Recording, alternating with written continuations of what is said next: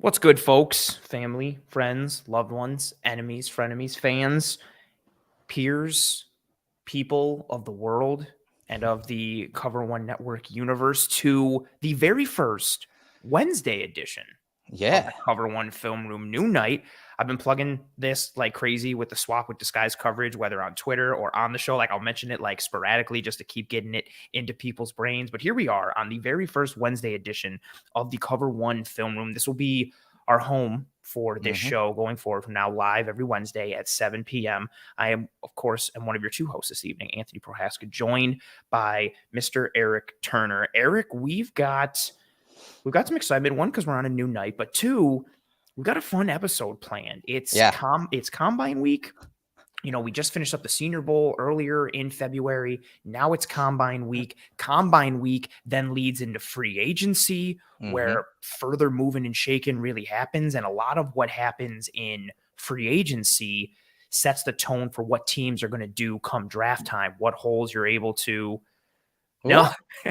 Oh, he's the old switcheroo. The old switcheroo. I saw his just kidding right after. I was about to be like, no, they switched. Well done. Well played. Well played.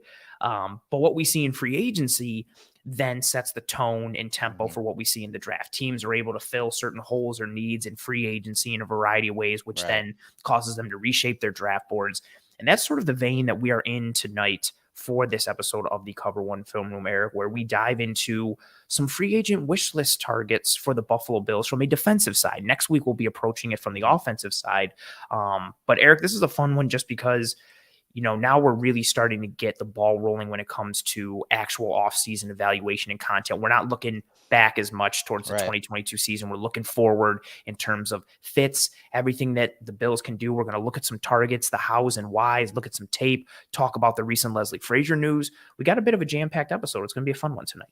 Yeah, there's a lot to get to tonight. And as you said, the Combine is this week. And if you're not following our intern, AJ Cebulski, follow him on Twitter. This guy is crushing it out there. It's like he's a seasoned vet already, doing a bunch of interviews with players, with coaches. He did an awesome interview with Chris Sims that was just posted in an article on the website and the YouTube channel. Make sure to check that out. And again, follow him. You know, we have someone on the ground in Indy at the Combine, but they haven't started testing yet. They're doing their interviews and stuff like that, the media stuff. So we figured we'd look at free agents because, as Anthony said, you know, the draft is a few months away. Free agency is right around the corner. And, you know, before you can get to the draft and get those younger guys and you know, draft those position players that you guys want, Brandon Beane has to fill the roster through free agency. And so we're going to talk about some free agent targets on the defensive side of the ball. And we're going to talk about reasonable guys. We're not just going to throw names out there, because when it came to watching the amount of free agents that we had to watch just to do one side of the ball, it takes a long time. And so we have to be calculated and focused, much like the draft. You know, that's the testing that's going to go on in the next few days. We're going to take that information and data, and we're going to narrow down some prototypes, some archetypes based on, you know, historical data that we have on the Bills. Roy Collins says, I see we have a tree update. He commented last night a bunch on Disguise coverage because he was like, oh, it's March, St. Patrick's Day tree. And I was like, no, yesterday was still February. So the big tree to my right went away because Christmas time's officially over, even though I dragged it through February. Yeah. And then took the little tree. We've got some green garland with some shamrocks on it for St. Patty's Day. Got a little, you know, shamrock action over there. Yeah, right around the corner as well. I like it. I like it. It looks good. Gotta stay good observation, Roy. Thanks for bringing it to the show. He's smart. Yeah. So, yeah, we're going to focus on some free agent targets. But, yeah, there were some really big news. Shocking maybe to some, but the, you know, Leslie Frazier news of him kind of walking away for a year, taking a year off. Yeah. Now, Ant, we dove in to, I don't say, at least 2 episodes on the defense, things that have gone wrong, things that they needed to change. What were your thoughts on that news initially of Leslie Frazier taking the year off? You know, at first it was a bit jarring because I felt like if we were going to see this news, it felt like it would have come earlier. It seemed like the further we got away from the end of, not even just like the Super Bowl, but the end of the Bills season, it seemed like the further we got away from that, the less likely in terms of, you know, the less likelihood there would be of major coaching shakeups or coaching shakeups in general, let alone one of this magnitude. And so I was a bit taken aback at first. One of my buddies at work was like, you heard like Leslie Frazier is gone. And I was like, shut up. And he was like, no, he's stepping away from you for a year. And I was like, I know you don't like him, but don't make things up. And then I went on the old Twitter and saw what was going on. So I was taken aback a little bit initially. He was a good coach. I know we've had our qualms recently in terms of wanting to see some things shaken up with him from a schematic perspective. But, on the one hand, I'm sad because you lose a really calming presence and a good voice and a good piece of the leadership for this team, and a coach who, I know the playoff struggles count, but who largely and on the whole was a really good, successful coach for this Bills and led a really strong unit for this team, almost his entire tenure from 2017 through this year. So it's a bit scary knowing that they're going into some uncharted waters, but I am also a bit excited. When you talked about the episodes that we did, I think some of the changes that you and I wanted to see schematically and philosophically or stylistically, I think there's maybe some more potential of them happening. I don't know the likelihood of what we wanted to see or what we felt this defense needed, how likely that would have occurred if Frazier stayed on. So I'm a little hopeful with some possibility. And also I think, the idea, I know Eric, you are in agreement with the statement that, maybe the time has come for him to go based on, the course this defense has run. Yeah, I said, when I led into this subject, I said that maybe it was shocking to some. There were rumblings that Leslie Frazier was contemplating walking away. You got to think back to when Eberflus got that job in Chicago. That was a pretty big blow to a guy that had, has ties to that organization, and really was probably his last legit shot to be a head coach. And from what I hear, it is because of his age. It's a hard sell for an organization to turn to a defensive coordinator that is Leslie Frazier's age and try to sell the future. It's hard. Yeah. It sucks, but that's just a hard truth, right? So there were rumblings that he was contemplating it. It was one of the avenues, right? It was one of the avenues. He's a great coach. He's a very good coach. We've talked about it. I'd say 90 and 95% of the time his defense works, but there are times where at the most inopportune times, the defense, it just doesn't, right? Yeah. But I do think it was time. We were talking, philosophically, like it was time, right? It was, there were some things that needed to be shaken up a little bit. And so the fact that he walked away, I'm not all that surprised. McDermott wanted him. McDermott wanted him back. That's why you heard Bean and them say in their press conference that, he was going to be the defensive coordinator. So while he did walk away, he was contemplating it. From what I hear, it's nothing to do health-wise or anything like that. He's just stepping away. And I think it was time. I think this defense needed a different voice and needs some new ideas. And so where do they go from here? That's the big question, right? I don't think that even the organization knows right now. There was talks that Eric Washington and John Butler were, the leaders to be plan B. And when Frazier either walked away or got the job. So we'll see where that goes. We'll see if Bobby Babbich's name starts to rise a little more, because for what he did with Edmonds and Milano and making them the playmakers that they were last year, making plays on the ball and those splash plays that we've wanted to see from and the success he had with and the safety success in the secondary. Right. So some of that credit needs to go to Bobby Babbich Jr. Along with the developmental arc of Tremaine Edmonds and Matt Milano. So it's a little bit of everything, but it'll be interesting to see if his name rises a little more. I think it could. But let me ask you, if those guys aren't quite ready to call the plays and they just lean on their defensive head coach, what are your thoughts and feelings on that?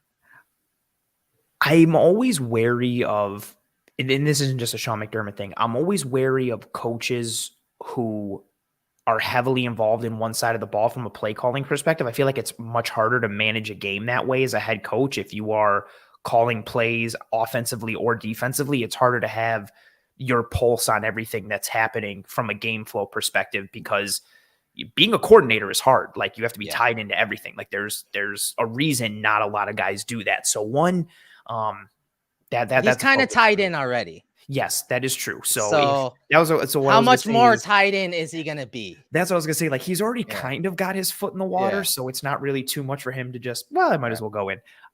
So I wonder what that looks like from a management perspective in game. But in terms of what I think if McDermott's running more of the show than he already is, I don't think that necessarily leans too much into some of the schematic things that we or you and I were necessarily looking for, but I do think it potentially bodes well for some more aggressiveness with this defense. What we've seen in Sean McDermott's tenure as a defensive coordinator and just more of a pure defensive coach, going to his time in Philly, going to his work with Carolina, you saw more of a, granted, he had the horses to do it with both teams and just the amount of talent that he had, but you saw more of a violent, aggressive, more purposeful type of defense in comparison to a lot of fans grumbling and griping about like how soft Leslie Frazier's defense is and how it seems like everything is always back and you're just kind of catching the offense and so on and so forth. I think if Sean McDermott takes the reins, we're still going to see largely 4-3 over defense. I still think you're going to see like the nickel role be heavily involved, too high coverages, but I think maybe, I don't know, maybe we see more, sugar in the A gap a little bit. Maybe we see more blitzes. Maybe we see more run stunts up front, more defensive line movement, more of an attack minded defense potentially based on what we've seen before from him. So I am interested to see what that would look like. What are your thoughts? Yeah. I just remember when I was studying Sean McDermott, his final 2 years, which included a Super Bowl run as a defensive coordinator, 2015, 2016. That can't be forgotten too. Like he was the defensive coordinator of one of the best defenses in football that went, and they didn't lose that Super Bowl because his defense didn't do well. The Broncos defense was just sick and then got a bunch of turnovers and won that game. The Panthers D was so good. Yeah. And when I studied those teams, yes, they were playing a lot of two highs, a lot of quarters. But they were more aggressive. They had some exotic blitzes. I saw a lot more single high looks, and it was mainly cover 3 zone because of the guys they had, but they would bring that extra defender down into the box a little more.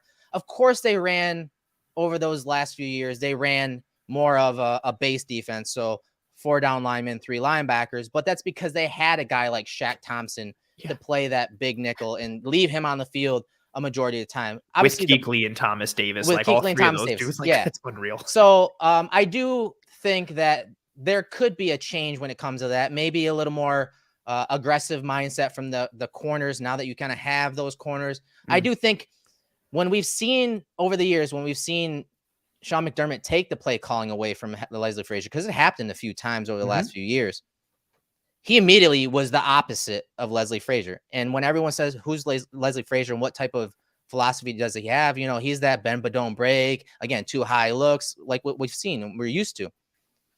Sean McDermott, when he took that play call sheet from Leslie in those games, he was the opposite. He was aggressive. He was blitzing a lot, not just against the run, but against the pass.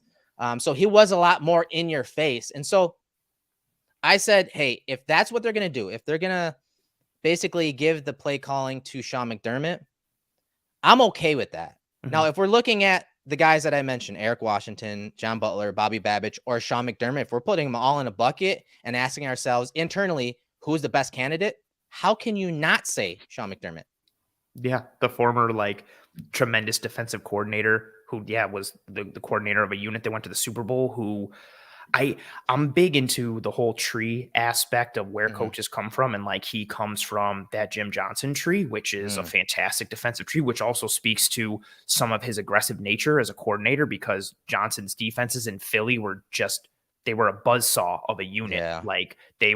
They played like the 49ers defense plays now. Before that was the cool way to play defense. Attack oriented, smack you in your face, set the tone, dictating it, they were a bully type unit. They were aggressive.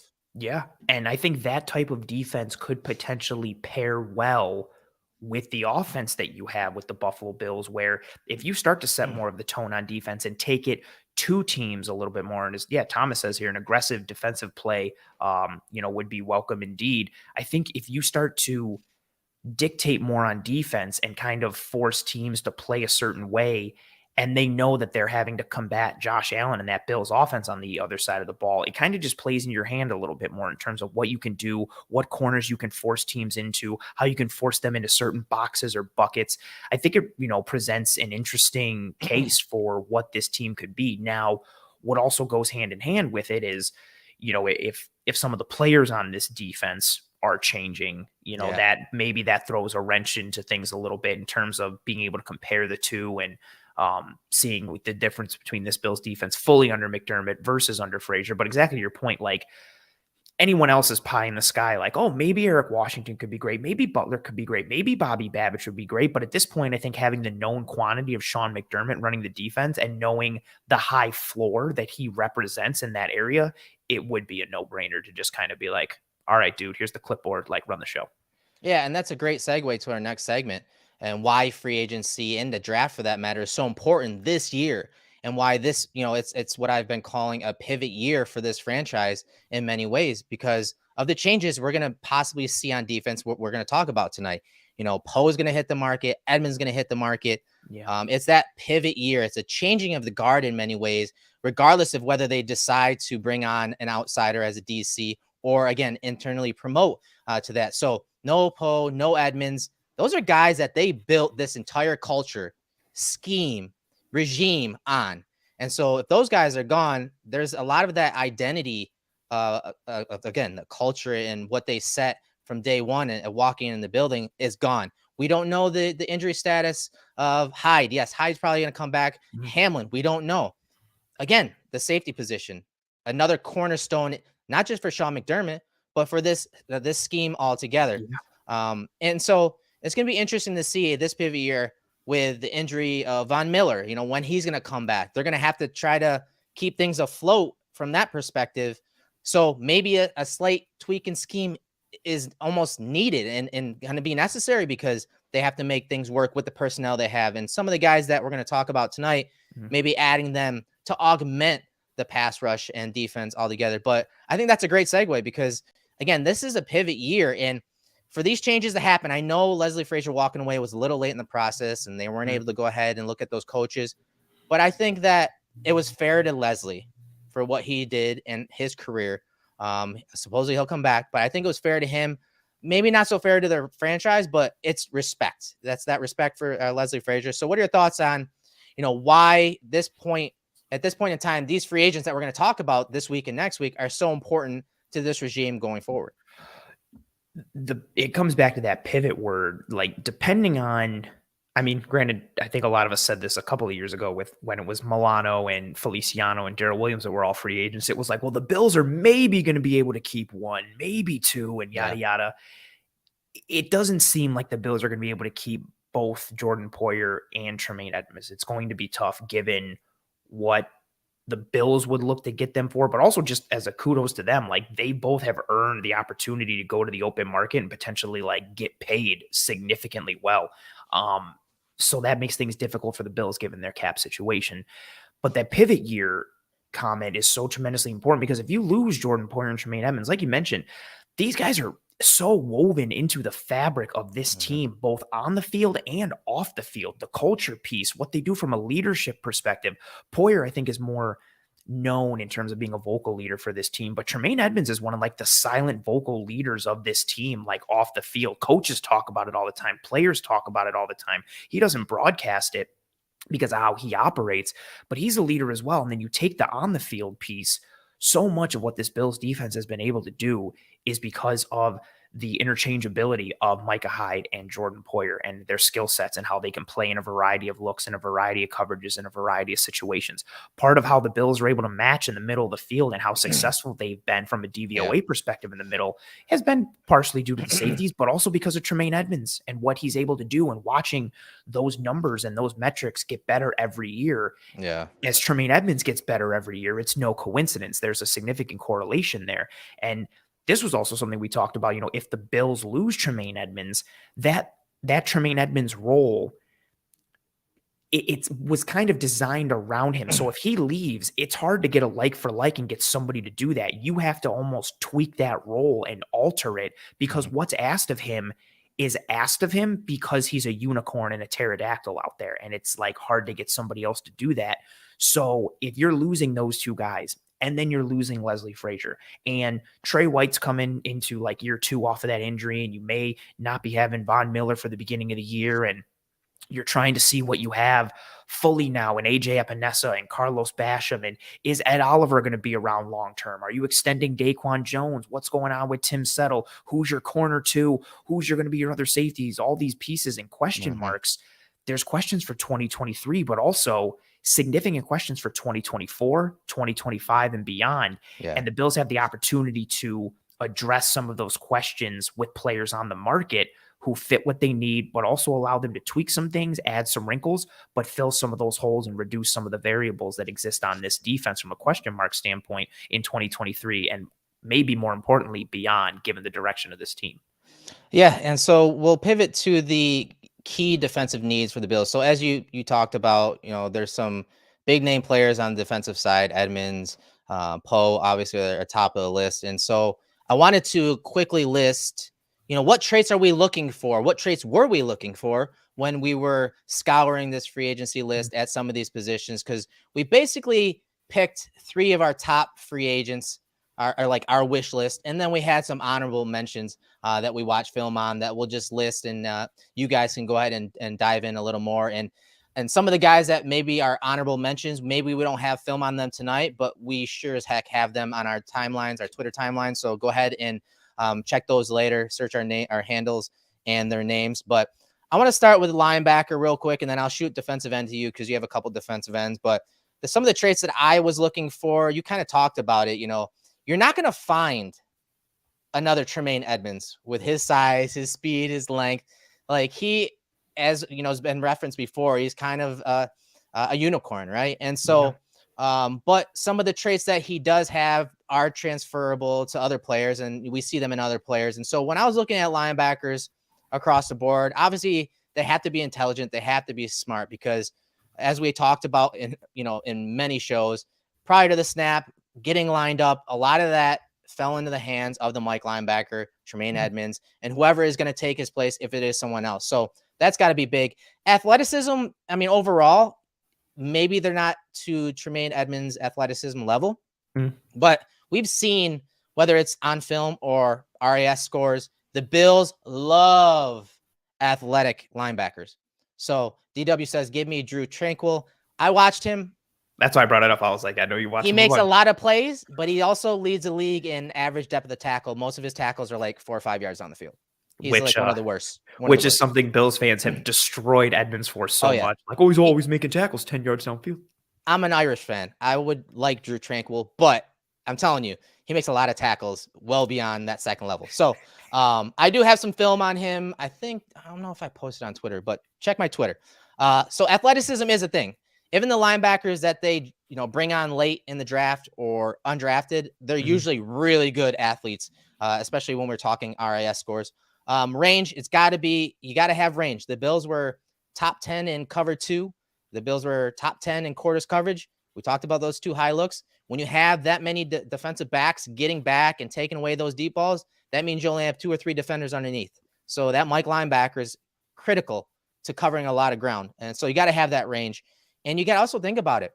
The height and size and length of Tremaine Edmonds, as Anthony talked about, is super important, because as he gets further downfield, he's closing even more windows. Like he has the range, but he also has that length and height to take away a lot of those passing windows. And then, as we saw last year, the Bills played a lot of 6-man boxes.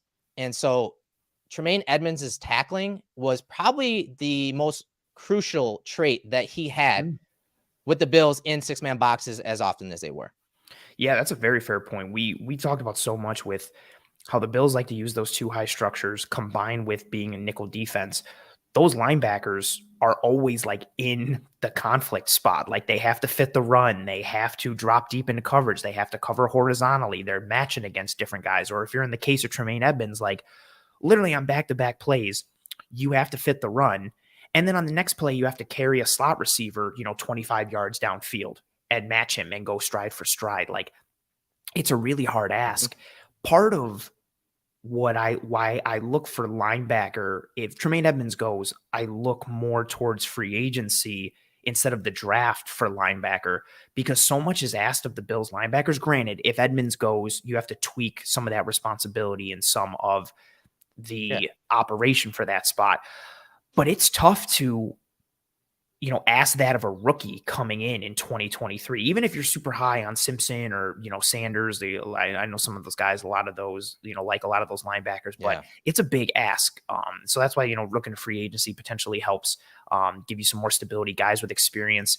From a defensive end standpoint, I looked for guys who had proven methods of winning on the edge. It could be because of athleticism. It could be a great individual move, or it could be technique. It could be a great get off. It could be burst. It could be speed to power. I wanted somebody who was a proven winner on the outside, because I'm of the belief that Von Miller, at the earliest for me, I think he returns in October. I think a safe timeline is more end of October to beginning of December. I think middle of November is that sweet spot, which means, Greg Rousseau is your number one, edge defender going into this year. Who's your two? Is it Epinesa? Is it Basham? Can you hang your hat on either of those guys? Like, what else are you getting after them? You and I have talked about Boogie Basham at length. So if he's your number three, what kind of shape are you in on the edge? What are you getting from the interior? So I really look for somebody who was proven.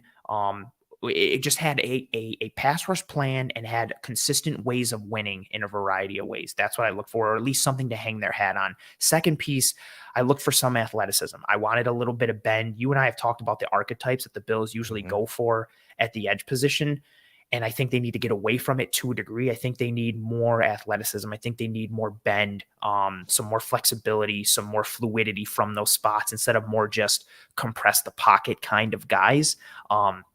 So really just dudes with a proven track record of getting to the quarterback, and also guys who can play the run, because we know how important it is, given, how the Bills they're going to stay in those light boxes. They want to go too high. It means your defensive line has to fit the run, either from a technique standpoint or your proverbial dudes who are just dogs and are relentless, on every rep. Yeah. And so when it came to defensive end, real quick, I just wanted a value pick, obviously, but also just a hunter, a predator, a guy that just wants to hunt, pin his ears back, and go get the quarterback. That's the kind of guy I wanted to see brought in, because as you said, there are already investments on this defensive line. So they can't go and get one of the top best pass rushers. They need the value type guys, but guys that are productive, as you said, and can win against the run and against the pass. So I wanted more of a guy that was like a specialist that could just pin his ears back and disrupt, create chaos against the other quarterback in the offensive line, to the point where they felt that this guy was there, and they're always kind of just looking in the corner of their eye. Okay, where's he at? Where's he at? In those critical moments. So that's what I was looking at for defensive end. And again, we're going to get to the guys that we chose, but I want to finish with the safeties. And for me, real quick, I just want to see, I think Bean kind of alluded to it. He talked about it in his presser, that there are a lot of guys that can play corner, nickel, and safety, hybrid type guys. I think that's I don't want to say the future, but I think that's where that next level of coverage and scheme comes. We talked about it before in the film room. So seeing more athletic type guys that can kind of blend the safety, nickel, and corner positions and make it more difficult for a quarterback to read. Yeah, they may be showing too high, but post snap, they spin and you don't know who the two safeties are deep or who the post safety is after. And the other critical trait that you have to see from safeties in this defense are not just leaders, but guys that have good field vision. That's why McDermott loves picking those guys that have played corner. They can read pass route combination, throwing them at safety. So I do think that field vision and seeing the field entirely from back there is a trait that McDermott, having played the position, really leans on. What do you look for in safeties? I echo some of those similar sentiments. A big one for me, the ability to fit the run from depth. What do your angles to the football look like? Granted, you're going to miss tackles from time to time, but with enough sample size, what do you look like fitting the run within the box, fitting the run to the outside? How do you play screens? How do you come up? Are you able to live in the box and cover in the hook curls and the curl to flats? Are you able to function as a post safety single high? Can you function in two high looks? Can you also match coverage? Like, can you see that, if you're in quarters and the offense is in trips and that number 3 receiver is running that post, can you slice? Can you poach? Can you pick it up and drive and close down? That versatility piece that you mentioned from a coverage standpoint, from a physicality standpoint. Also, I look for safeties who have I've been trying to find the right way to say it, but what I keep landing on is safeties who have a bit more bite to their game. So guys who can lay the wood from time to time, drop the hammer, come up and make a big hit or just lay somebody out. Not that Poyer or Hyde couldn't, but somebody who's a little more, like a physical missile coming from depth. I think we saw some of that from Poe, right? Like he Yeah. was their emotional leader. So he would make a big play. Sometimes it was a hit, sometimes it was those boundary interception type things. Like, so yeah, I agree. So a little bite, a little more of a little juice. playmaker, a little Yeah, juice. Yeah, so yeah. I agree with that, man. That's a great point. And again, they're losing some emotional leaders. And so to replace that, it's going to be very difficult, but it's something they have to look for, not just in free agency, but also in the draft. And so with that said, man, Chris Smith, I know. If you guys don't know, that is his guy. That's his pet cat, what we call it in the scouting community. That is Chris Smith, safety from Georgia, is his pet cat this draft season. So can't wait till someone else drafts him, and I am an emotional wreck for the entire offseason. I know, right? All right, so let's get into some of the film. Again, we picked our top 3 free agents in no particular order. We're going to get through a bunch of a few DNs, a linebacker, and some safeties. We're going to start with your first guy, but before we get to him, who were your honorable mentions? Did you have any honorable mentions along the edge when it came to free agency? One who I initially looked at, and I know he's one for you too, so I don't want to steal too much thunder. I did look at Charles Omenihu, also from the San Francisco 49ers. I'm a fan of this unit as a whole. Also Givens, number 90, the defensive tackle. Oh, yeah. I liked him coming out of college. He was good. Yep. He flashes. I honestly like Chris Kasarik and that 49ers team have just like bred velociraptors on the defensive line. So if you give me anybody from that defensive line, I'll take it. Omenihu was a big one. He had some off the field stuff, so I ended up moving back to Ebukam as I dove into the tape. But my honorable mentions, as a free agency group, were more focused on the linebacker spot. So I really came to land on Ebukam and our other guy from my top 3, who I really love. So just to start, as you mentioned, we're looking for guys who fit the need and from a skill set standpoint, but they also have to be cost effective to a degree. Like, it would be easy for us to be like, oh, the Bills need to replace Jordan Poyer. Jesse Bates, bring in Jesse Bates and give him $20 million a year, whatever he's going to get. So if we're starting from a contract perspective, I think Samson Ebukam ballpark, I think a $9 million AAV is roughly safe. He's the highest priced guy of the 3 that I picked for the film room tonight. I think he could go as low as $8 million per year and as high potentially as 11 and a half if somebody really gives them that money. So a ballpark contract for him, I'm labeling him at 3 years, $31.5 million. He's got production in this San Francisco defense. We saw some injuries to this group last year. He really functioned as the defensive end 2 and edge 2 for a lot of their years or a lot of their games last year. And this first rep here, just an example of some of the core strength that he has and some of the athleticism. He represents more of the bend athletic type of edge that I'd like to see added to the Bills. You see him get on the inside of Jake Matthews. Matthews is fully like leaning onto him. He's got that grab as Ebukam's trying to rip through. This is not a hold, as we saw broken down by a multitude of people after Bengals Chiefs.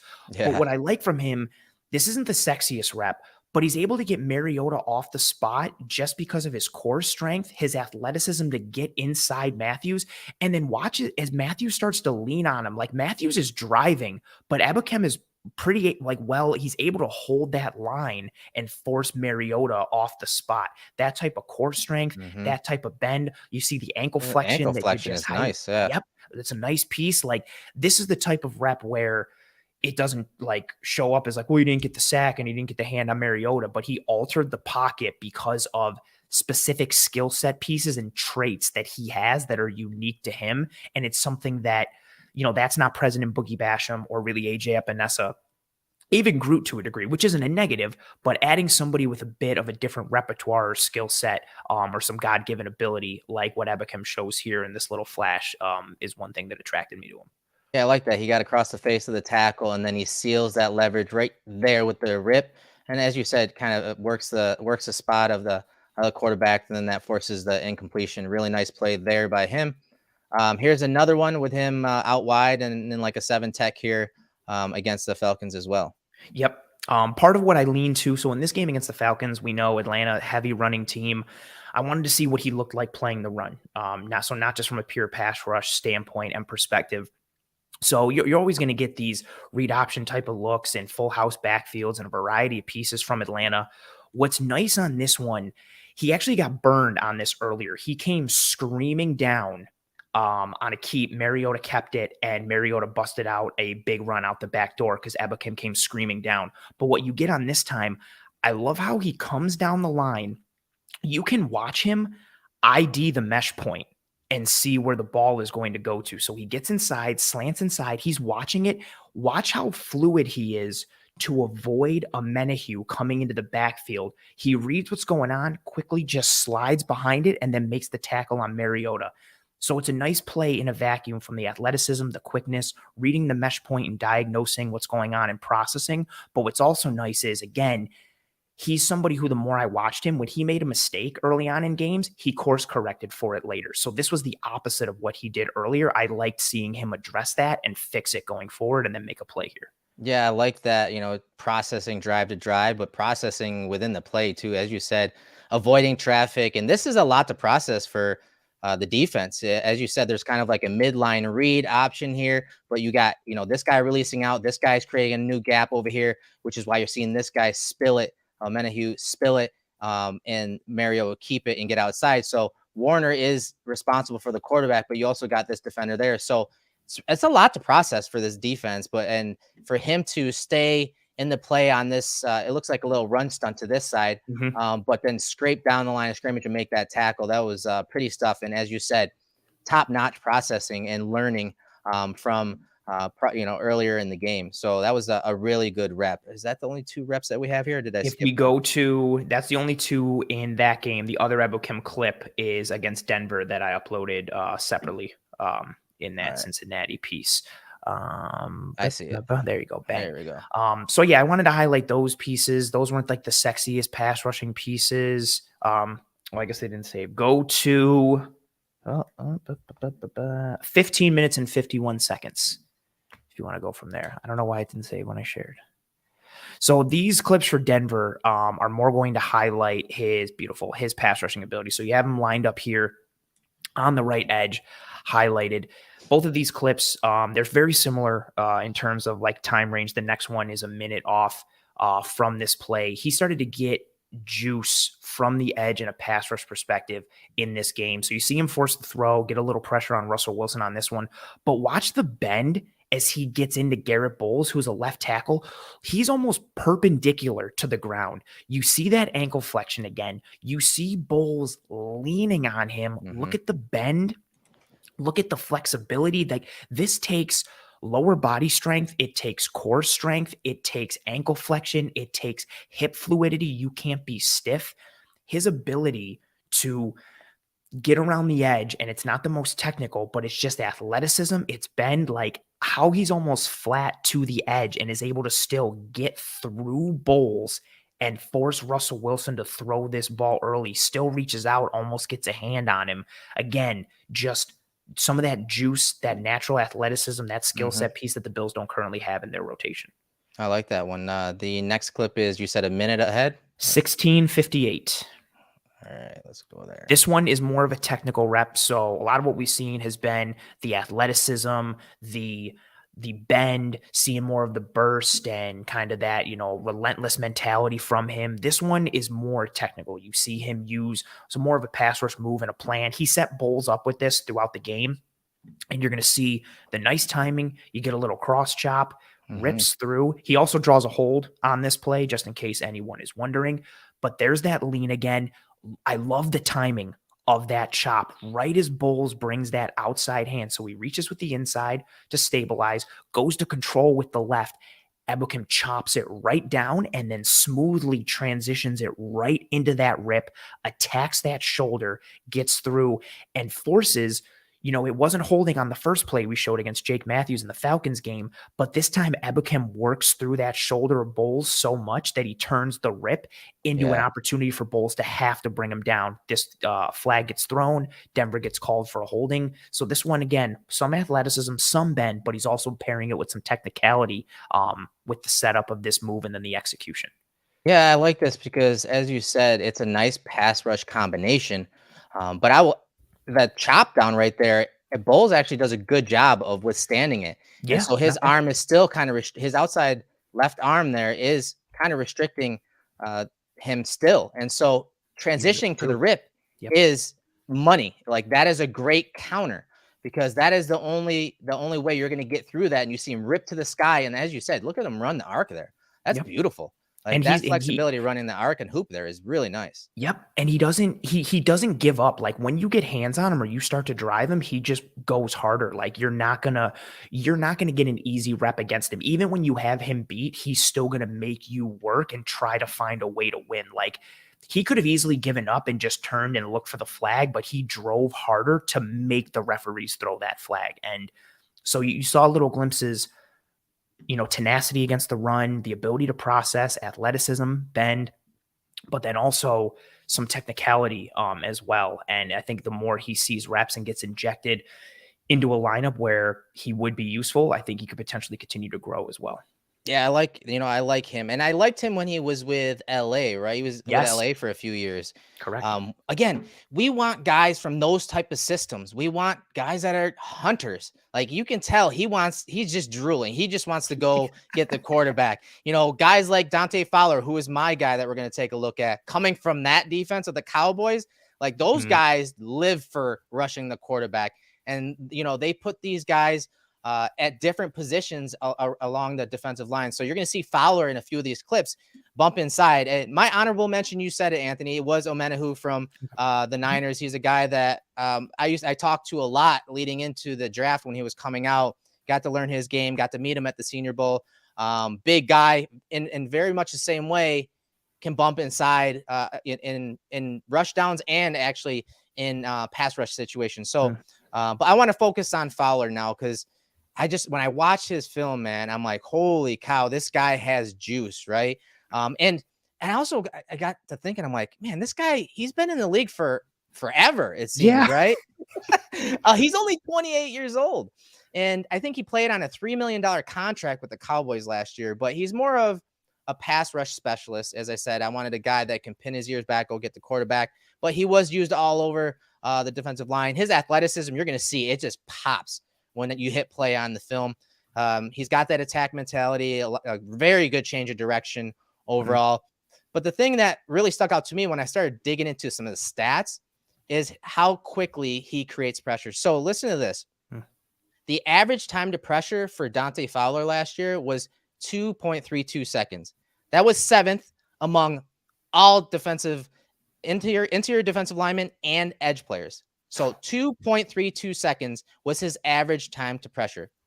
That's crazy. Like, that's exactly what I want on the Bills. Now, if we're talking third downs, his average time to pressure was 2.19 seconds. That's crazy fast. Just in case people don't know, that's lightning quick. Yeah, and you got to think about it too. So the average time to pressure to a sack is 3.55 seconds. So that puts into perspective how quick this guy is. He's really good at beating hands. You're going to see it on this play in a wide 4-eye. This is something the Bills do a bunch. Now, a lot of times it'll be, Ed Oliver as that guy or Daquan Jones and these wide alignments, but you're going to see him here. Watch him attack the guard here, right there. Look at him just beat him with his agility. Little shake, and then inside, there's that quick pressure. Now, he doesn't bring the quarterback down, but now that's flushing a guy like Sam Bradford. I always say Sam Bradford. Matt Stafford. Oh, my God. Dude, how many times has that happened in this film room? It's so I know. I recognize it. You were so angry. Yeah. Matt Stafford gets him off the spot. And this guy is not the type of guy that you want your quarterback running out and making throws on the run. So look what happens. He throws it, and that gets picked off. So that quick pressure, that's what I want. I want guys that want to hunt, get the quarterback off the spot, affect the quarterback in many ways.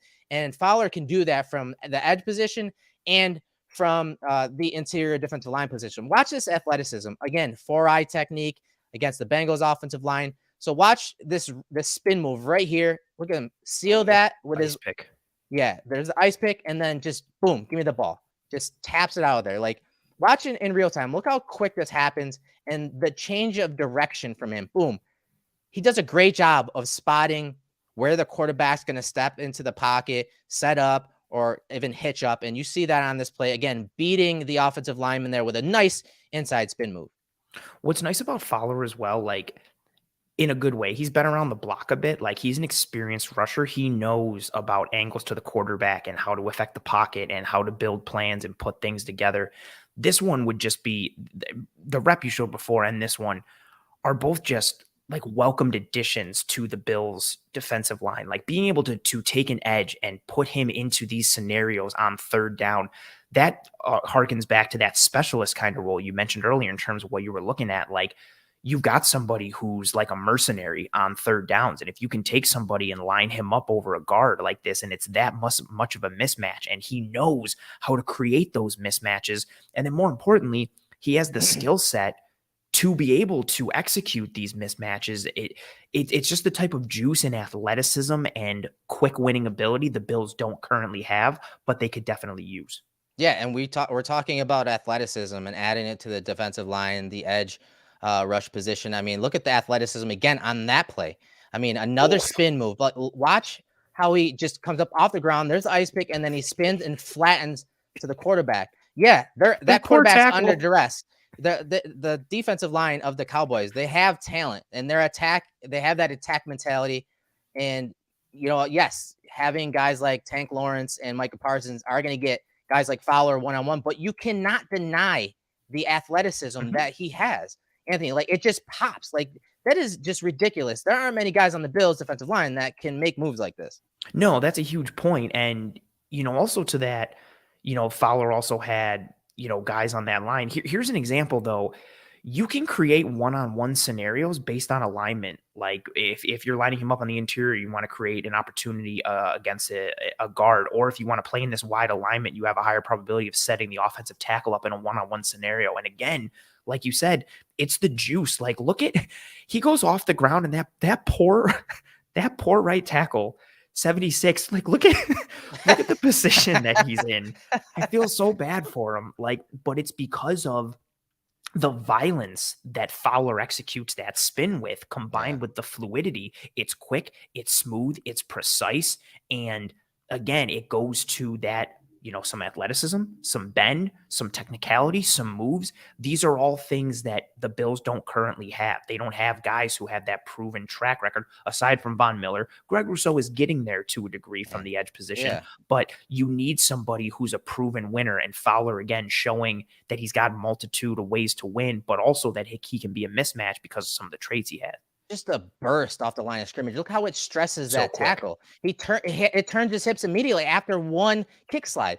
Like, that explosiveness stresses offensive linemen. And yes, again, they have some talent there, but he's just unreal. Now watch this finish. Again, bumped inside here at defensive tackle. Look at him beat the hands, but then watch him, much like the play where you saw Ebukam come around the edge. Watch how right there, that right foot, he plants and then turns. Like, this is an amazing play. So beat the hands, but then that guy recovers and he's driving him into the other offensive lineman. But right here, he says, nope, I'm not letting that happen. And guess what?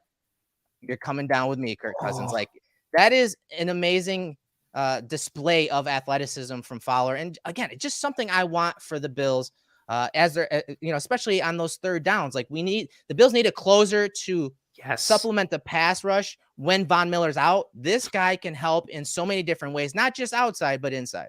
Yeah, imagine having that type of proven production and pedigree when Von Miller is out. But then also when Von Miller comes back, what happens if you want to line up Fowler and Von on the same side? Or and you want to kick Fowler inside and allow him to work against guards in this scenario. And he gets into the backfield and just takes down Sam Brett. Kirk Cousins takes down Kirk Cousins. It looks like a 9 to me, and I'm thinking Vikings. Oh, so stupid. This time he beats Ed Ingram. Ed Ingram had a horrible year in pass protection for the Vikings. But yeah, he clears the hands. That's That's a really hard thing when your momentum is already carrying you to the right, and then you have a lineman also pushing you. Yes, and then look at how he braces. He leverages himself, yeah. Yes, he balances himself a little bit and stabilizes himself by putting Off his the hip hand of on that the guy. hip. Yep, puts the hip on Bradbury, and then again, while you're moving full speed to the inside and being pushed there, I like how he plants the knee.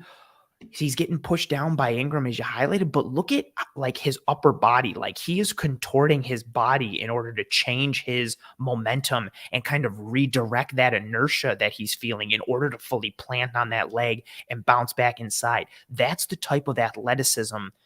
No matter who. I love Greg Rousseau. Rousseau can't do that. Epinesa can't do that. Basham can't do that. And that's not bad, but adding somebody who can and adding that skill set into the gumbo pot with the rest of what you have, it allows you to be more versatile and be more multiple. It would be a welcomed addition. All right, so let's get to the Cool. final edge rusher of this film room. So who is your other defensive end that you chose? Mr. Ogbonnia Okoronkwo. I'm going to call him Ogbo for the entire rest of this. Now that I got his name Yes. out, I see you're Yeah. smirking already. Again, from a contract standpoint, he had a good year with the Texans, but I think like a $6 million AAV is the ballpark, give or take a couple mil. Again, I'd aim for like a 3-year, $19.5 million deal. That's 6.5 average annual value. What I like from him, he can rush off of both edges. He can rush from a 2 or a 3-point stance. He's got a very quality spin move. He's got a long arm. He's got a swipe. He's got a ghost rush. He's got an arm over, and he's got a rip. He works hard against the run. He's violent at the point of attack. He uses both hands. He has purposeful movement. He operates with lean, plays with leverage, can use some speed to power, but he's violent. He's quick. He's sudden. He's got a good get off. He attacks tight ends in the run game and in pass protection. He also learns from his previous reps, much like Ebukam did, which I like. You can see him learn and progress as the game goes along. Also some reps or some numbers for him. 239 defenders in 2022 that had at least 20% of pass rush snaps. He was 29th in the entire NFL in PRP.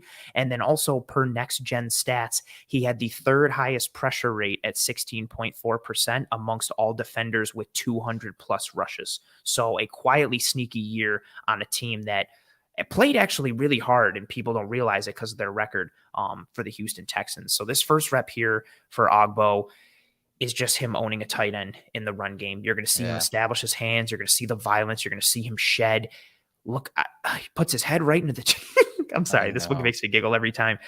Right off the bat, he puts his head into the chest. This rep initially when he makes contact, this is your prototypical, like this is just how you hit the sled with all 3 points of contact with your hands into the chest or under the armpits or on the shoulder, your helmet right into the center. You hit with all 3 points, you lift, you drive.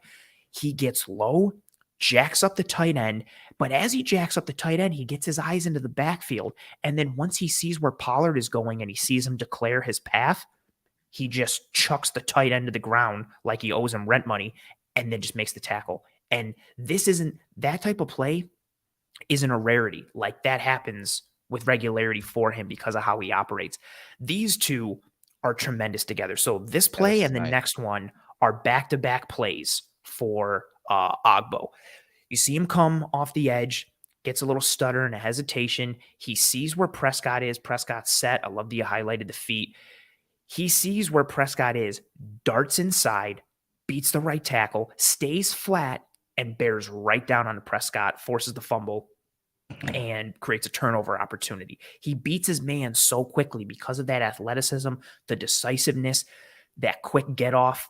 I also love how he diagnoses it. Like you can see him reading Prescott's drop as he's coming forward. And then once he, sees it and is like, okay, boom, cuts inside and no wasted movement, beeline right to the quarterback. Really quality rep from him. And then, well, Eric, is there anything you want to add on this one? I know that was awesome. No, I love that because initially he is also processing run the pass. Then he sees that, hey, it is a pass, but he notices where Prescott is setting up in the pocket. It's a quick pass, but also that the right tackle is still sliding. So he just cuts up inside. So no, that was a great rep. And here's another one with them backed up, right, Ant? Yep. So this is the play right after the one that we just showed.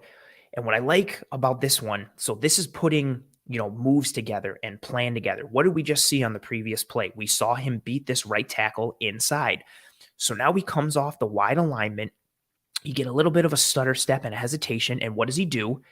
He goes to dart inside, knowing that he just beat this right tackle inside badly on the play before, sets him up inside, comes back outside. You see him. That's a perfect pause moment from you here. He's got that outside arm right on that ball of the shoulder for the right tackle, uses that as kind of a launch point for himself. And then he gets the wrist control. Look at the wrist control. Like, that's such a huge piece we're seeing in today's NFL for successful rushers. Transitions it right to kind of swiping that arm down, gets some lean, gets some bend, and gets right into the backfield and bears down on Dak Prescott. Pretty. So all on this play, very pretty. All on this play, you saw him building off of a rep that he had before. You're seeing burst, you're seeing athleticism, you're seeing hand usage, you're seeing hand placement, and you're seeing the ability to pair all of those things together like a Street Fighter combo, one after the other, and just winning again quickly. Maybe not as quickly as Fowler because he's a unicorn in that regard, but winning quickly and decisively and causing havoc in the backfield. Completely differently. This is processing, because he also does that little hezzy right there, because he's got this running back hugging the hip right here. So if he comes out a little too wide, he's going to get chipped back inside, right? So he's hesitating to see if that running back's going to check and release outside. And so once he does, now that right tackle is, again, punching out. And this is when he has to process what the tackle is doing, but also, he's, again, looking at the spot where the quarterback's going to set up. And as you said, just uses his hands, beats the hands of that guy and turns the corner. And it creates an interception for his team. That is tremendous processing from top to bottom from him, and stringing together moves on the fly. He may have had a plan, but with the running back to his side, that plan had to change a little bit. He's not one-on-one, and so it shortened that edge. So he had to win with his hands, with his pass rush moves and arsenal. And like you said, he's got a really nice arsenal. He's able to do that to create the interception for the Texans. Really good work there from him, and good choice on that clip, man. That was really good. Thank you. I do have him pegged as a, quote unquote cheaper option compared to Ebukam, but he is my number one free agent target for the defensive side of the ball. Well, at least up front, I should say, with just what he can do. So now we saw him jack up a tight end. We saw him win from a pass rush perspective. Oh, here's the game against the Tennessee Titans. Seeing what he can do against the run. This is a surf technique from him. This is almost by the book, like watching him just scrape right down the line, sees that the handoff happens, and then tackles Derrick Henry before he can get his, momentum going and really start to get fully downhill. This is so important for what happens in today's NFL, especially with how the Bills defensive ends operate, like being responsible for, that BCR and being able to read this point exactly. If Willis keeps this ball and bootlegs out, that's a threat to the defense. So Ogbo has to be cognizant of that. What's also nice with this one, so this timestamp is later in the game. Earlier in the game, he got beat on a bootleg, just like this action, or just like the action on this play. And every bootleg after that, he played almost perfectly. So you could tell that he was like, crap, I messed up. That can't happen again. He played more under control, but also with urgency like he did on this play, and his ability to kind of just read that out and make something happen. This one might be my favorite from him because of he gets inside, so quickly beats the left tackle. Watch, if you go in slow-mo, once he beats the left tackle, he initially reads it like Haskins, the running back, has the ball. So he starts to crash down on him, sees that he doesn't have it, goes down on one knee. He bounces off his knee and launches himself off his friggin' knee into Malik Willis and takes him down. Like, what?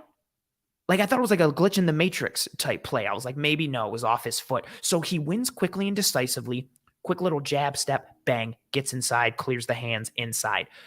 Looks at the mesh point, goes for the running back, sees the running back doesn't have it, readjusts mid-dive to launch himself off his knee and take out the quarterback. So he effectively, if this ball goes to Haskins, he's going to make the tackle, but it doesn't, and Willis keeps it. So he just, you know what, cool, I'll just alter my plan and launch myself off of my knee. That was hilarious. It's almost like, being a former wrestler, like it being in practice, we would get on the Oh, mats, get in lines, and just, practice your single leg takedowns and stuff across the whole mat. And just that's what that reminded me of. Right down the line, again, processing versus the run a little differently. That was a great rep. And as right. you said, that's so important when you have quarterbacks, that run the zone read game, when you have the midline read game, Mhm. that you're going to see in the playoffs, especially. But also, when you saw that clip against Henry, like that was, as Anthony said, that was textbook when it comes to that, and stopping the run, but also containing the quarterbacks on those naked bootlegs. Mhm. Like that was a great job by him, shutting that down, but also shutting the running back down as Yeah. well. So good stuff from the edge players that we picked there. Again, we just want to add some more athleticism, some guys with some different traits to augment what they already have and really just hold them afloat until Von Miller gets back. And we think those three guys can do it in different ways and be used all across the defensive line and create pressure, but also defend the run. So no, good stuff when it came to the edge rushers there. So let's pivot to the linebacker position. So Ooh. assuming that Edmonds does hit the market and get priced out in many ways by other teams in free agency, the linebacker that I picked was Lavonte David, but I had a few others. I love watching linebackers, guys. So I watch a lot of linebacker film. And so I had a few different honorable mentions. First being Dylan Cole, who had some Mm. injuries with the Texans a few years ago, but a really good athlete that flashed on film a lot, played for the Titans last year. Him and David Long, they were fun to watch. I watched both of those guys leading into this film room. I liked both of those guys, but Dylan Cole is a guy that finishes a lot near the line of scrimmage. But when you turn on the end zone angle like this, you see him just flash and just go make Mhm. plays, come downhill. Okereke, the linebacker from the Colts, Mhm. he's going to get a nice payday, I think. More of a will linebacker, but when he was playing for Eberflus in Indy, he played Mike more and excelled in that position. So I do think he can play Mike. But I think once he hits the free agent market, that he probably ends up playing Will so that Mhm. he can make plays and be in that position. And then TJ Edwards is another, modest type value pick linebacker from the Eagles. Not the rangy type linebacker that the Bills usually go for, but just super heady, intelligent, understands leverage in those 2 and 3 man route Mhm. combinations. He's not going to cover as much ground as Ed Edmonds would, but he's going to also leverage some of the routes better as they progress down the field. He just won't be able to reach the depths that Edmonds did. So with that said, those were my honorable mentions, but Lavonte David, Mhm. obviously he's on the wrong side of 30, right? He's like, what, 33 now, but still Yep. super 33. productive, super athletic. His IQ is through the roof, whether it's the run or the pass game.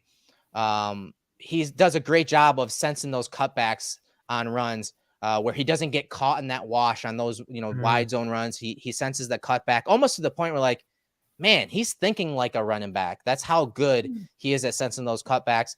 Um, Great communicator, pre to post snap, always communicating with his guys there on the defense. Again, not gonna, at his age, he's not gonna cover the ground that Edmonds did, but he's going to process it a tad quicker so that he can get there quicker. It's almost like quarterbacks, right? Like Mm. quarterbacks that don't have big arms, they have to think quicker, they have to process quicker, they have to anticipate more. Mm. He's kind of like that when it comes to pass coverage, as you'll see in the film.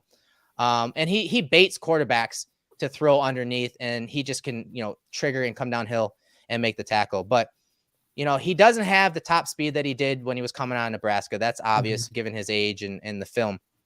But once he gets going, he still has some quicks. So once he gets going, he's good. Sometimes he will get caught in the wash from time to time, but more times than not, you're seeing plays like this, Ant, where he's lined up on the opposite side of the run, or opposite play side, and you're going to see him point it out. You see him initially point it out. Okay, guys coming across the formation. Now he's just got to figure out, is that a split zone run and the ball's Mhm. just going to be coming in here?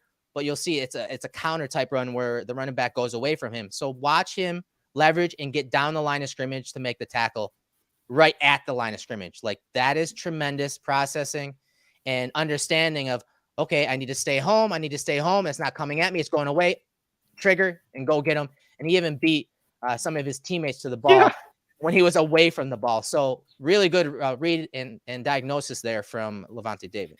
You know, he was so athletic and so bursty coming out of Nebraska, and where he is now, like I liken it to, you know, a pitcher who used to throw 97, 98, and now he's a little older and he's only throwing like 92, 93, but he's still able to be effective because he knows how to pitch. And that's where Lavonte David is. Like, he still has some juice, but that processing and his positioning, he's rarely out of position from a mental standpoint. Like, he's just processing everything that's going on, and then he's still good enough physically by the line of scrimmage and in coverage, like on this play here, to still get the job done more often than not. Yeah, and again, he's probably not going to get there as fast as Tremaine, but you see how efficient he is with his movement. And the thing I like about him in coverage is, so this guy is obviously out of his picture. They're poaching on the backside. This safety is going to pick him up. But there's a gray area in between all these four defenders, and that's right there. You see it. But look at where his eyes are. He knows that. He goes, okay, if there's one threat that's going to come into this area, it's going to be this deep dig right here. And so watch him settle on the hashes, and then as Prescott starts to throw, that's when he hits that overlap area in the zone, gets a piece of it, and it's nearly intercepted. Like, that's tremendous understanding of the coverage, where the weaknesses are, but also kind of baiting Prescott to make this throw into that overlap area, thinking that, hey, Lavonte David can't get there, but yet he's able to.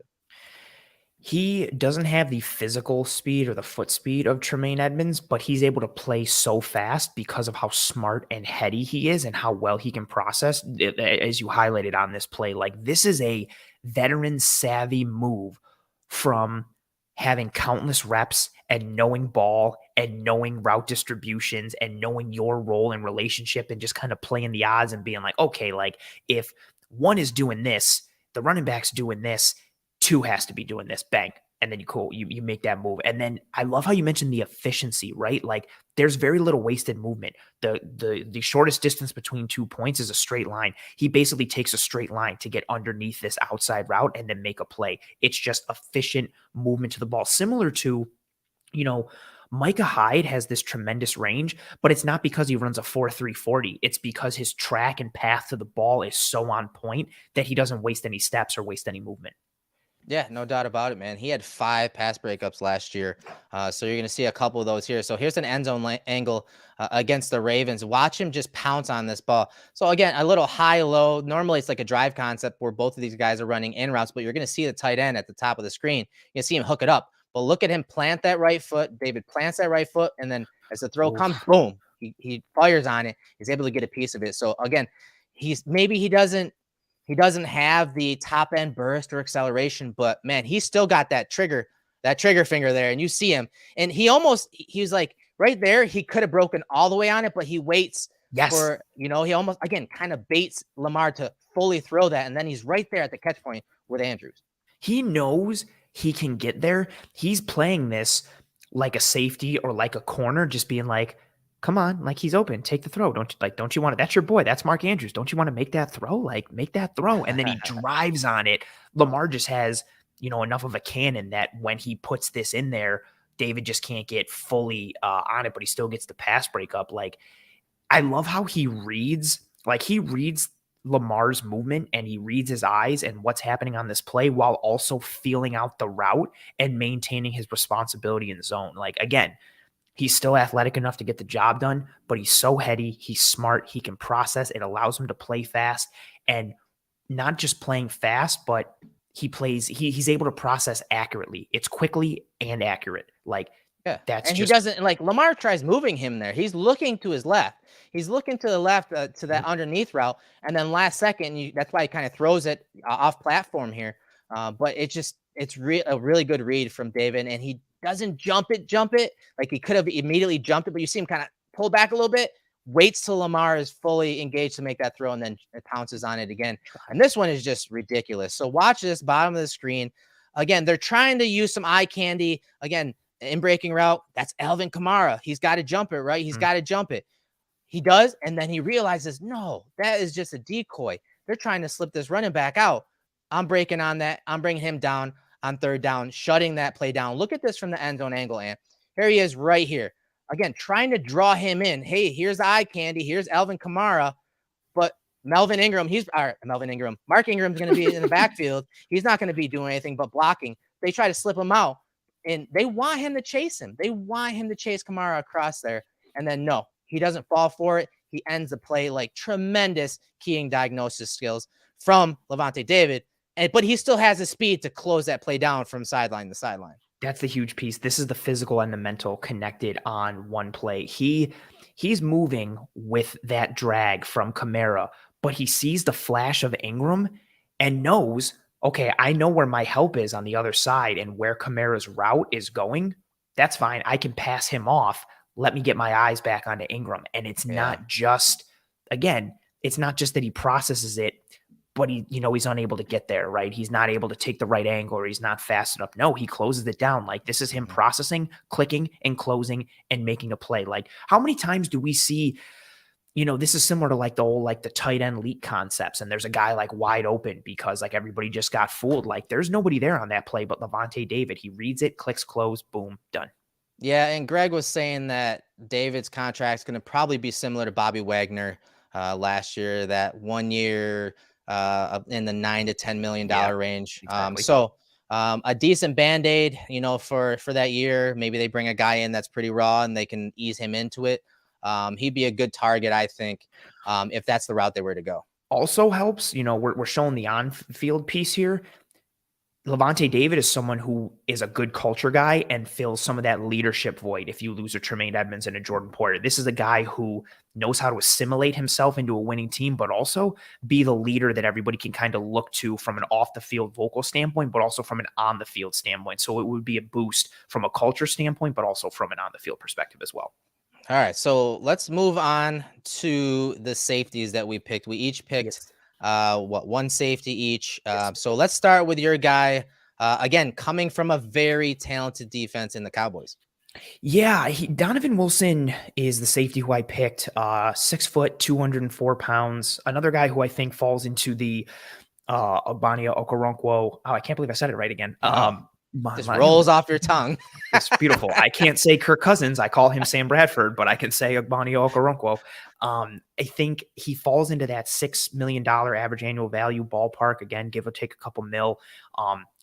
Initially, my impression of him from watching Dallas Cowboys like games, he's physical, he's aggressive, he's a thumper. I thought he was almost purely a box safety, but then I went and watched his snaps from this past year, 441 in the box, 426 deep, and then 126 in the slot. So a lot of versatility. He was more sound in these split safety looks than I knew he was capable of, both in cover 2 and in cover 4, regular, spot drop zone, but also in match coverages. He has the ability to read the play, anticipate. He can jump routes. He takes good angles.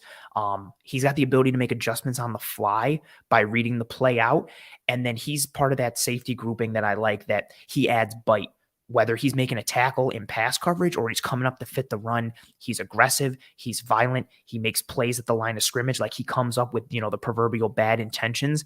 He can be too aggressive at times and he will miss some tackles, but again, he learns and progresses. The first game I watched of him was the second game of the year against the Eagles, and he missed like 3 tackles coming from depth. And I was like, this dude isn't going to work out, but I'll finish the game. And he responded by coming up and making plays one-on-one against Jalen Hurts over and over again.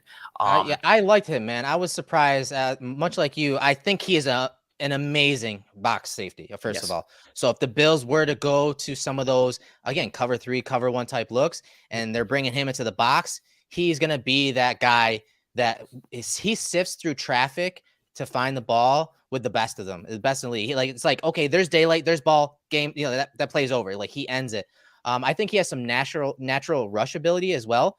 When they did send him. Yep. And then, a lot of his plays were like that lurk safety too, right? Like, they're in the too high and then they drop down and have him in the middle. I thought he played that role really well. But as you said, he will miss some tackles, but I think right along with relative to the league, I think it was like 13 or 14%. He misses some tackles, but it's because of his aggressiveness and his speed. So he just needs to come under control a little more, much like what we saw from Jordan Poyer when he came over from Cleveland. Like he had to change his game a little bit when it came to tackling too. So I thought his film was fun to watch. It really was. And we'll start with this clip here against the Bucs. Yeah, so this one against the Tampa Bay Buccaneers, you see him in this too high coverage, and this is a third down scenario, so he's playing the sticks a little bit. What I love too about this one, like I love how both safeties drive on Mike Evans, like they just know what's coming on this play, but you'll watch him drop. He makes a beeline for Evans. He knows what's coming, but the route that he takes to Mike Evans and his ability to close down, when you play it in real time, it's just so fast. Like his ability to close, pounces, and he drives. Like, and he makes that physical play at the catch point. He rips this ball right away from Mike Evans to make sure that that catch point doesn't come through.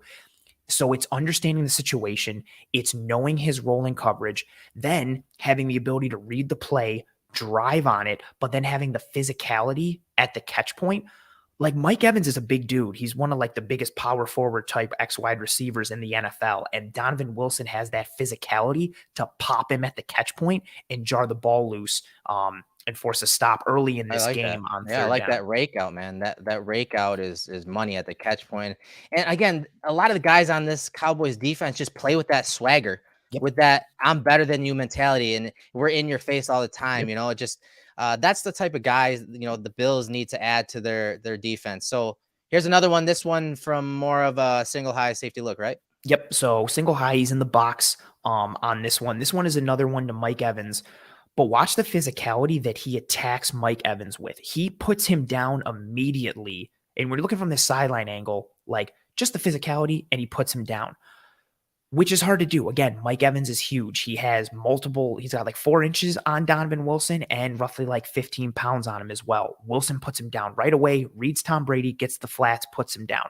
But when you look at it from the end zone angle, not only does he make the tackle and the physical play, but he goes for the punch out at the same time. And he almost gets this ball. He goes with that Peanut Tillman punch. If you go in slow-mo, watch him come in with that right arm. He's already cocking it, and he punches through so hard, he stonewalls Mike Evans' momentum right there. Like, this is everything that Donovan Wilson does is hard. And it's not to say, I mean hard in like a good way, not like difficult.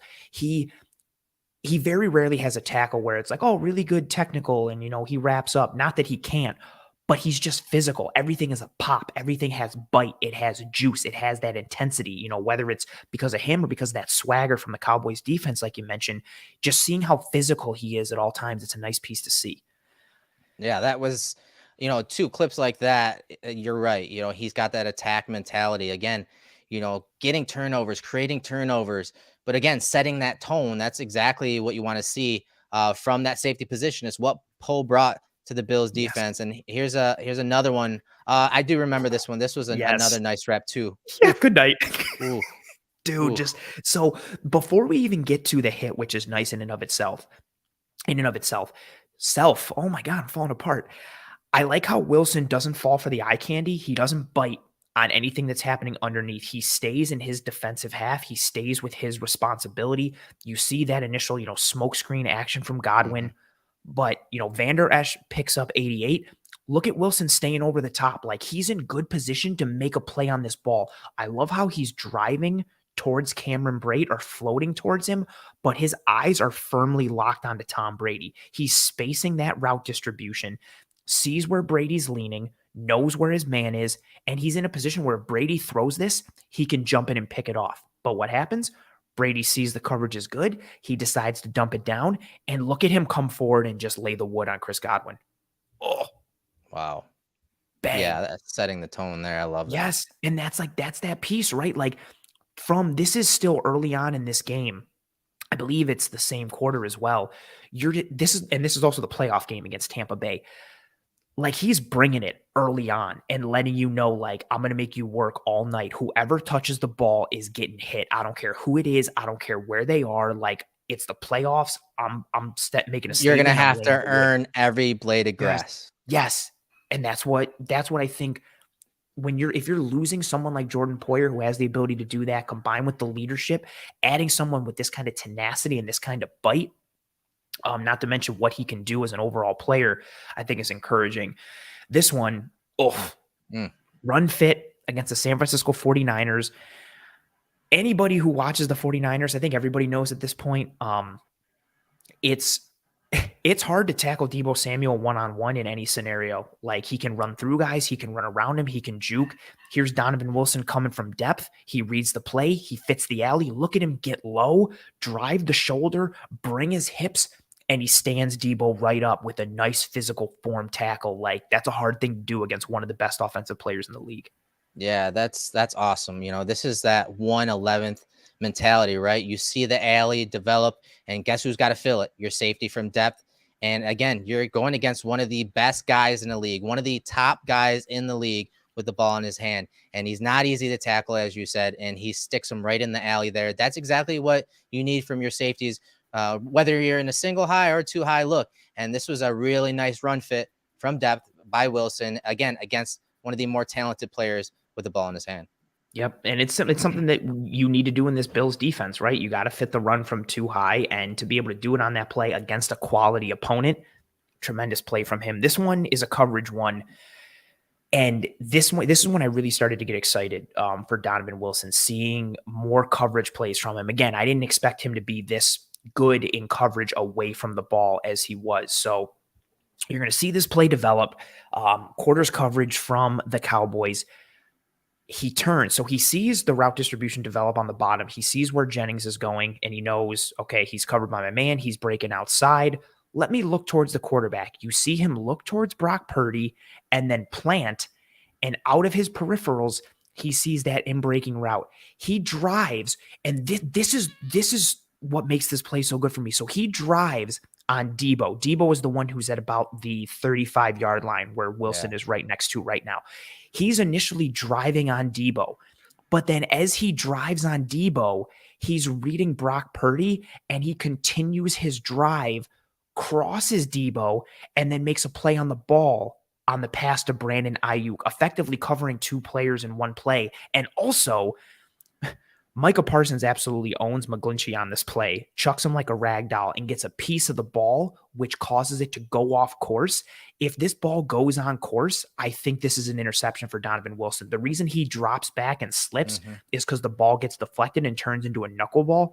This very easily could have been an interception for Donovan Wilson. And again, in a coverage that is similar to what the Bills will run, in a way that you have to exist in today's NFL, his ability to drop, see number one to his side, knows he's not threatened. Let me get my eyes on the QB. Oh, there's the flash of color. Let me drive on it. Oh, the ball is actually going somewhere else. Let me continue, make a play on the ball.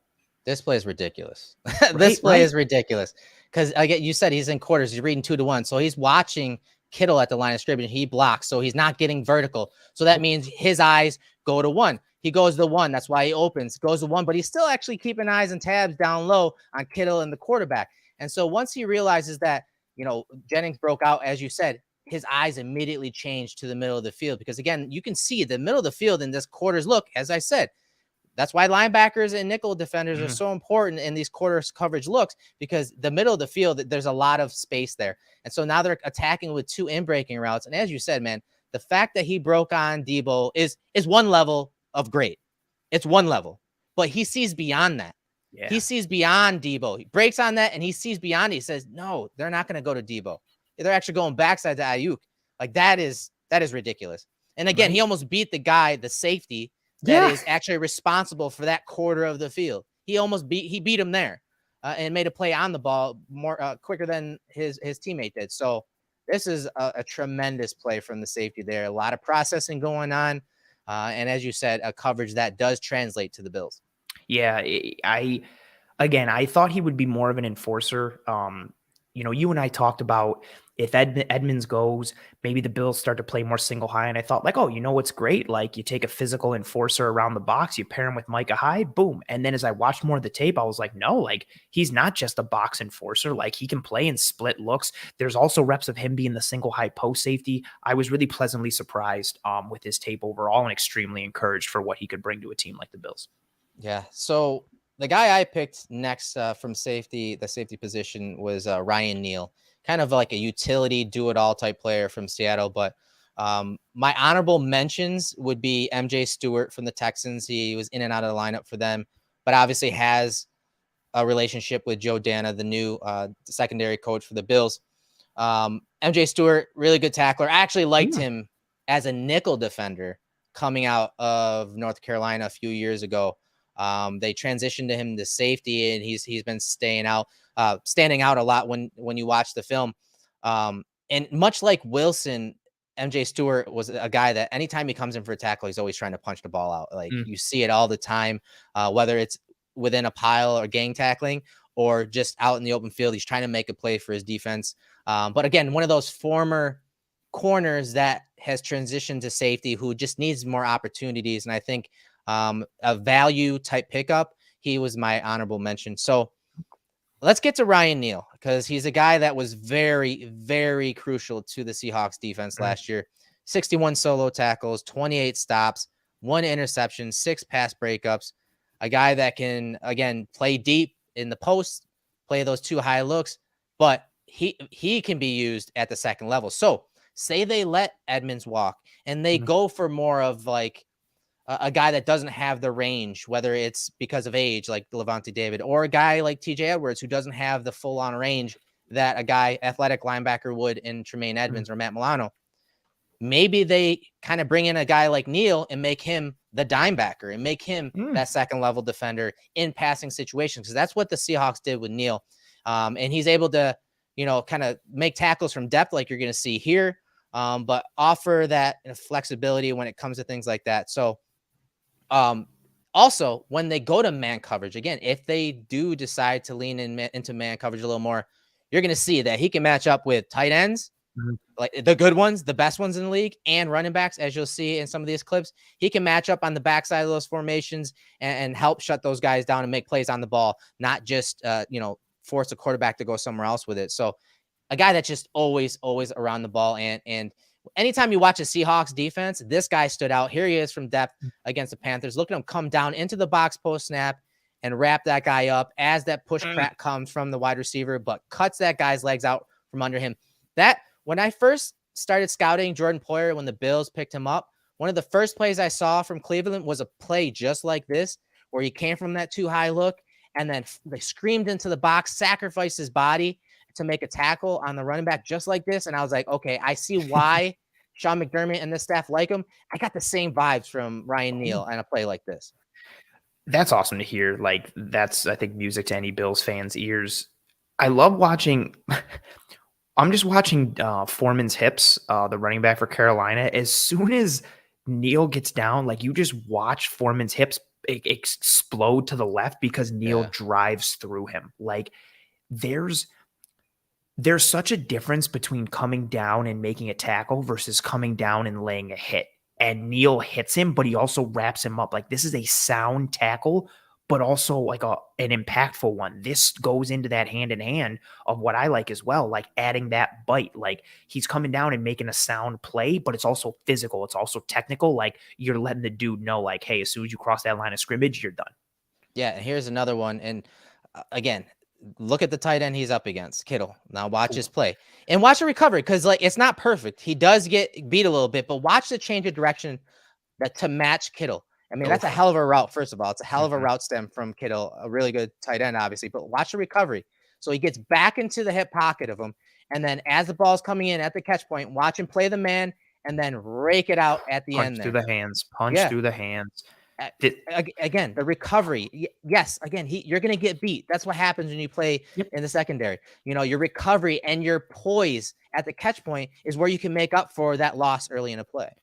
This is nice to see as well. One of actually my issues with Donovan Wilson was he had a couple reps against George Kittle in the slot, and they were bad. Like, he got work. He lost his footing on one, but Kittle definitely got the best of him. And so to see Neal go toe-to-toe with – the only reason George Kittle isn't like the best tight end in the NFL is because Travis Kelce's playing and he's a Hall of Famer. Like, Kittle is a monster in every which way. This is a great run, a great stem, but exactly to your point, like – okay, you got beat. So what are you going to do? The recovery, the angle to the ball, and then the finishing at the catch point, right? Getting your hands through, punching through the hands, raking it out. That's a quality rep against a high caliber opponent in a big time situation. Yeah, so you saw, that's a man coverage rep there in a big situation, and now here he's dropped down into the box again. In those passing situations, that's something that we talked about. Hey, kind of blending the positions, like now having a guy that can play in the box like this as that dime backer, not thick dime, Greg. Sorry, he's not a thick dime type player, but you see him just in zone coverage here. Watch him read the quarterback. Herbert's trying to sneak it over the middle. He says, nope, not happening. Look at him jump right in front of it for the interception on the pass to Carter. And then, add some yards after that interception. Just a really good read from him as that dime backer at the second level. I love that versatility piece, right? Like if you're going to lose somebody like a Tremaine Edmonds, you have to supplement that loss in a multitude of ways. And seeing him function in the hook curls like this and being able to drop and read and take a proper angle to the ball and cut this off from a quarterback who has good ball placement, but also has a laser at times. Like the fact that he can get across the face of this inside receiver and then catch this and show some ball skills in addition to reading the route distribution and making the play, like that's a tremendously encouraging rep. Yeah, Neal's a guy that Greg said that if they were to bring him in, it'd probably be like a 3-year, $15 million deal. So he's going to be a really good value if that's the ballpark for him, because of how little experience he actually has under his belt. Like if you can get him for that 3 years, 15 million, like that is well worth bringing a safety like that in. And again, something about Sean McDermott and bringing in safeties that have experience. I would be, do I want them to draft a safety that is athletic and can play early on in his career? Yes. But yeah, especially a guy like Chris Smith. Absolutely. But the chances of them actually doing that and playing them from the jump, man, I don't know about that. They love experience, especially on that back end. And what's also an important point too, and I don't want to be like the bearer of bad news for anyone, but next year we could be in a very similar situation with Micah Hyde as we are with Jordan Poyer. Like maybe Micah Hyde only has 1 year left in general, but 1 year left with the Bills. So say Micah Hyde is leaving next offseason. What do? It would be nice to bring in a veteran this year who can give you quality reps in 2023, but then also can be an experienced guy for 2024 and beyond. Maybe Damar Hamlin is a future guy. Maybe the future guy gets drafted this year at some point. But either way, it would be nice to have a calming, stabilizing presence on the back end, and looking towards free agency for the safety position could be really helpful. And, as much as I love Chris Smith, I don't think this safety class is necessarily the strongest. So you really have to hit on a couple in the draft, and the odds of that happening are low. So that combined with both of the pieces we mentioned, I think would be really important for the Bills looking towards free agency to address the safety position again, if Jordan Poyer leaves. But Eric, this episode, the focus, again, it was looking for scheme fit guys, looking for the right skill sets and traits given the needs of this defense and what we've identified as positions that need to be addressed overall, but also from how we think this defense needs to be built out to start to get over the hump. And that was the mindset and how we addressed these guys and brought these players in for this episode tonight, in addition to having a cost-effective mindset. And I think the way we approach this is honestly going to be similar to how Brandon Beane and this Bills staff will approach this offseason, given the nature of the roster and where their money's tied up. Yeah, their money's tied up. Obviously, again, we're talking about the pivot year. Now, Josh Allen's contract is a factor. It's a major factor from here on out. So they have to be fiscally responsible, and they have to get guys that are, value type players, but fill roles in a dependable way. Like, hey, we need you to do this, and we need you to do this the entire year. So when we're talking that safety position, hey, yeah, there's going to be some changes back there, but the guys they bring in not only have to, come at a decent price, but they have to be dependable, because you're talking about Micah Hyde, you're talking about Damar Hamlin. And beyond that, Zane Anderson, so little things like that are becoming bigger now. Like they're amplified, they're magnified now. So every little move that Beane makes has to be calculated that much more with Josh Allen. Josh Allen's contract playing a major factor now from here on out when it comes to roster construction. But we did the defensive side of the ball this week. We'll do offense next week. But following us, Cover One Buffalo, we're going to have Greg and Aaron doing offensive guys. So they're going to be doing their wish list but from an offensive perspective. And next week it'll be flipped. So that's kind of cool too. Make sure to, grab your beverage, take a little break real quick, and tune into them at 9 o'clock. Absolutely. We're all sales forward, I don't know what verbiage, what I'm talking about, I'm right? like the old guy from Boondock Saints that always screws up those metaphors and sayings. So Okay, nice. I'm the wrong guy to ask if it's Right. proper or not, because I'm that guy. Fair enough. That's full steam ahead is what I was looking for. All sales forward. That is way off. But that's where we're focused on, or what we're focused on here on the brand. This again, we set the tone for this past season in terms of what this team was, who they can be, and again, to really lay the foundation for the jumping off point of where we're going to go this offseason. We're talking about the Buffalo Bills, and we're just starting here in the Cover One Film Room, and here really as a brand. Again, everything is really starting to cook up tomorrow, Thursday, March 2nd. You've got the first day of on-field workouts for the NFL Combine, and then before you know it, free agency is going to be here 2 weeks from now, and then before you know it, the draft will be over, and it'll be mini camp. So the season is quickly approaching, and we hope you folks ride with us here in the Cover One Film Room every single Wednesday live at 7 p.m. Eastern.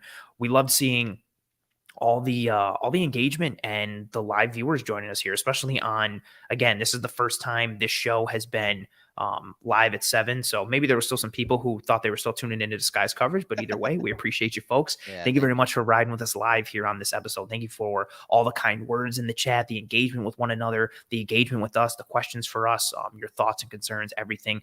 We appreciate it. If you're listening to this podcast on any one of the podcasting apps or platforms, please leave a rating, please leave a review, and wherever you're listening or watching, please subscribe to the Cover One Film Room and to the Cover One brand as a whole. And while you're still here, whether you're watching live or watching later here on YouTube, please, and thank you, drop a like on this video. It goes a sincerely long way towards helping us to track and trend in front of more eyes and ears. I love the NFL Combine, and this was a nice free agency episode to kind of mix those pieces as we start to move forward here. So for myself, Anthony Prohaska, for Eric Turner, this has been another episode of the Cover One Film Room. We hope you and your family and friends and loved ones are all doing well, staying safe, be kind to one another, take care of one another. Just a little quick Buffalo note, if anybody who was involved in the fire downtown today on Main Street or in that 18-car pileup on the 33, our condolences are out to you and yours. We hope everyone is as safe and as sound as can be, just given some of the chaos that happened in the city of Buffalo today. So our hearts are with you more than normal, potentially. Godspeed. Enjoy your weeks. We'll see you live next week, Wednesday at 7 p.m. to do the same kind of episode on the offensive side of the ball. Godspeed. And as always, go Bills.